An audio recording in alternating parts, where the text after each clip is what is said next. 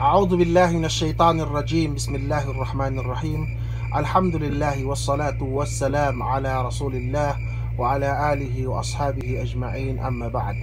Assalamualaikum warahmatullahi taala wabarakatuh. Waalaikumsalam.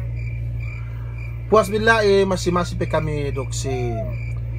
aljud mengajian yene siratun nabawiyah insyaallah subhanahu wa ta'ala. So si waktu ini nen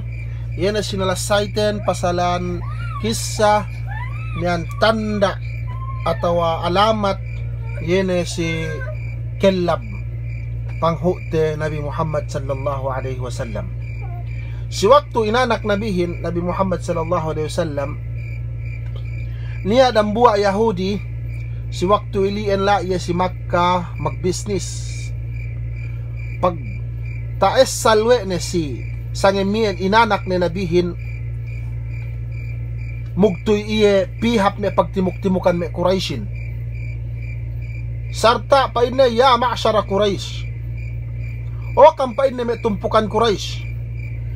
inanak pa inne niya pa inne inanak si Kaam sangem ininen napain me Quraishin wallahi pa inne dia pa inne katuhan kami napain si dan buat Yahudi miyaan indanano me pa inne bisara ko si Kaamin sangem ininen pa inne inanak pa inne nabi yan nabi hinapusan si umat inin si antara pa inne kelabne niya pa inne tanda bulukok kwe pa inne sa pantun niyan buluko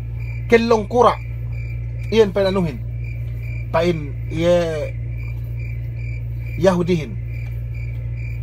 napuas sa mamiyan kanakaniya ne mole me anuhin hapumane me Quraishin sarta inu-inu siya si istorya ng buwa Yahudi miyaan pag umasik na siya si luma de tinilawe de niya pa ni inanak sangimito pa ni si ahli din na pinain inanak pa ni si ano niya pa ni nakanak inanak anak Abdullah inalinan pa ni Muhammad na pili siya inakahane de iyan na Yahudihin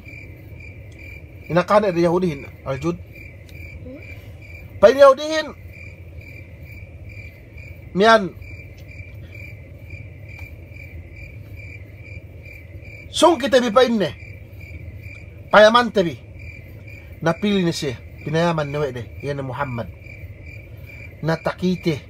we ni alamat si bukot ni miyaan mugtoy pinunong anuhin Yahudihin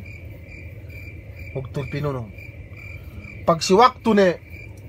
makasayo balik pa ni Yahudihin wallahi pa inne sapahan ko pa inne si Allah Ta'ala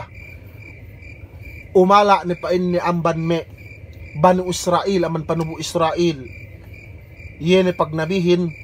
ko ito pa nagsinasin na kami Quraish si Kaam pa inne inanak nabihin wallahi pa inne inangkat Kaam si darajat langkew wa Allah subhanahu wa ta'ala sabab nabi ininen inangkat Kaam takidale Kaam pasilangan seddepan pain dambo Yahudi mian inin kisah ini alamat si kedlab Rasul sallallahu alaihi wasallam insyaallah subhanahu wa ta'ala tambahan te yan mapasuno kisah ini kisah ini pasalan harbul fujjar insyaallah subhanahu wa ta'ala namay de ko si Kaam tambahan te balik pasongsong mian. Assalamualaikum warahmatullahi wabarakatuh.